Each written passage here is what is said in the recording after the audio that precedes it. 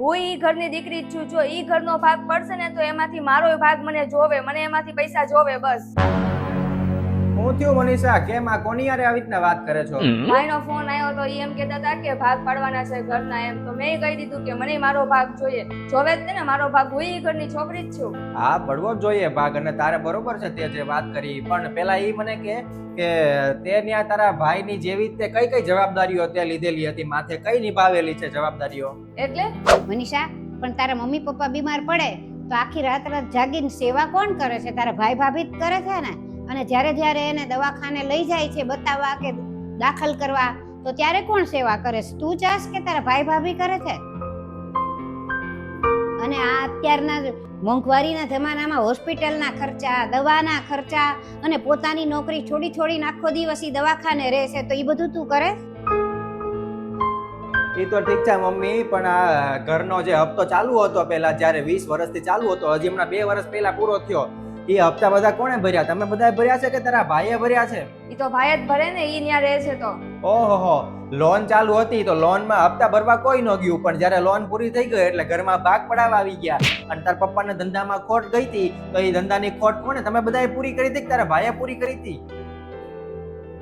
અને જ્યારે જ્યારે તમારા પરિવારમાં નાની મોટી મુશ્કેલી આવતી હતી ત્યારે તારો ભાઈ જ લડતો હતો, ત્યારે આ બધા ક્યાં ગયા હતા? સાચી વાત છે મમ્મી, અને હું તો એમ કહું છું કે આ તો ભલે તું અત્યારે તો માગવા નીકળી છો એની પાસેથી, પણ જો એ પ્રેમથી આપવા તૈયાર હોય ને કે હલે તારો ભાગ એમ, પણ તોય ના પાડી દેવાય આપણે કે ના ના ભાઈ, મેં કોઈ જવાબદારી ન્યાની લીધી નથી. હું તો સીધી લગ્ન કરીને અહીંયા આવી ગઈ છું, એ પછી ખાલી એક બે દિવસ આંટો જ મારવા આવી છું, એટલે એમાં મારો કોઈ પ્રકારનો ભાગ પડતો નથી.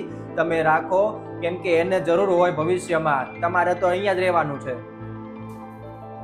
અને અત્યારે તો તારા મમ્મી પપ્પા છે એટલે તને બોલાવે છે, તારા ભાઈ ને બેન ને મમ્મી ને પપ્પા ને બધા. હવે જ્યારે જે સમયે તારા મમ્મી પપ્પા નહીં હોય એ ઘરમાં, ને ખાલી ભાઈ ને ભાભી હશે તારા, અને જો તું આવી રીતના એની હારે વ્યવહાર રાખીશ, આવી રીતના સંબંધ રાખીશ, તો ભવિષ્યમાં તને એ નહીં બોલાવે.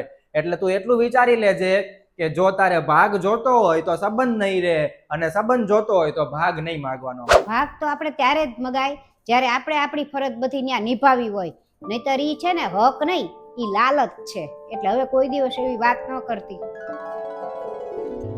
લાલચ છે ને ઈ તો બહુ જ ખરાબ છે. લાલચ જ બધા સંબંધ બગાડે છે. એટલે હંમેશા એક વાત યાદ રાખવાની કે કોઈ પણ સંબંધ હોય એમાં લાલચ નહીં રાખવાની. નિસ્વાર્થ ભાવે તમે બધું કરો, તમને ભગવાન બધું આપી જ દેશે. સાચી વાત છે મમ્મી, સમજાણું મનીષા આવે તને? અને મિત્રો, મારું કેવું એટલું જ હતું કે લગ્ન પછી ઘણી બધી દીકરીઓ એવું કરતી હોય છે કે જ્યારે એમના ભાઈ વચ્ચે ભાગ પડતા હોય છે ઘરે, તો અહીંયાથી ત્યાં ફોન કરીને અને ઘણી રીતે ત્યાં જઈને ઝઘડા કરીને સંબંધો બગાડતા હોય છે. તો સંબંધો ન બગાડવા કરતા તમે સંબંધ સાચવી લેશો ને તો તમને સંબંધ કામ આવશે. પૈસા તો આજે છે કાલે નથી, પણ જો સંબંધ સાચવી લેશો ને તો એ આખી જિંદગી કામ આવશે. અને આ વિડીયો તમને સારો લાગ્યો હોય, ગમ્યો હોય તો એક લાઈક અને કમેન્ટ કરજો.